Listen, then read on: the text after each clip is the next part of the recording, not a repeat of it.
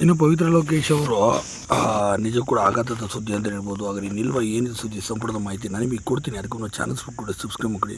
ಪವಿತ್ರ ಲೋಕೇಶ್ ಕನ್ನಡ ಚಿತ್ರರಂಗ ಕಂಡಂಥ ಮೇರು ನಟಿ ಅಂತಲೂ ಕೂಡ ಹೇಳ್ಬೋದು. ಇಂಥ ಅದ್ಭುತವಾದಂಥ ನಟಿ ಆಗಿನ ಕಾಲದಿಂದ ಕೂಡ ಸಿಕ್ಕಾಪಟ್ಟೆ ನಟನೆ ಮಾಡಿದ್ರು ಮತ್ತು ಆಗಿನ ಸಿನಿಮಾಗಳು ಸಿಕ್ಕಾಪಟ್ಟೆ ಬೋಲ್ಡಾಗಿ ಕಾಣಿಸ್ಕೊಳ್ತಿದ್ರು.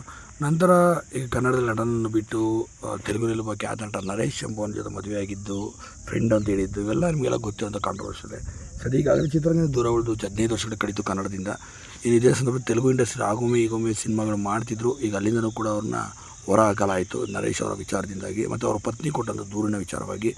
ಇನ್ನು ಇವ್ರನ್ನ ಹಾಕ್ಕೊಂಡು ಪೋಷಕ ಪಾತ್ರದಲ್ಲಿ ಮಾಡಿದ್ರೆ ಯಾವುದೇ ಅಭಿಮಾನಿಗಳು ಕೂಡ ಒಪ್ಪೋದಿಲ್ಲ ಅಂತ ಹೇಳಿ ಗೊತ್ತಾದ ನಂತರ ನಿರ್ಮಾಪಕರು ಸಹ ಮುಂದಾಗಲಿಲ್ಲ. ಆ ನಿರ್ಮಾಪಕರು ಮುಂದಾಗಿಲ್ಲ ಅಂದ ತಕ್ಷಣವೇ ಪವಿತ್ರ ಲೋಕೇಶ್ ಅವರೇನು ಅಷ್ಟಕ್ಕೆಲ್ಲ ಹೆದರ್ಕೊಂಡ್ರು ಅಂತನಲ್ಲ, ಆರಾಮಾಗಿದ್ದಾರೆ. ಅವರು ಕೂಡ ಒಳ್ಳೆ ದುಡ್ಡಿರೋನು ಮದುವೆ ಆಗಿರೋವಂಥದ್ದು, ನೋಡ್ಕೊಂಡಿರೋವಂಥದ್ದು, ಅವೆಲ್ಲ ನೋಡ್ಕೊಂಡೆ ಅವ್ರು ಅಲ್ಲಿಗೆ ಹೋಗಿರೋವಂಥದ್ದು. ಏನು ಸುಮ್ಮನೆ ಏನು ಹೋಗಿಲ್ಲ, ಮಾತಾಡೋರು ಸಾವಿರಾರು ಮಾತಾಡ್ಬೋದು.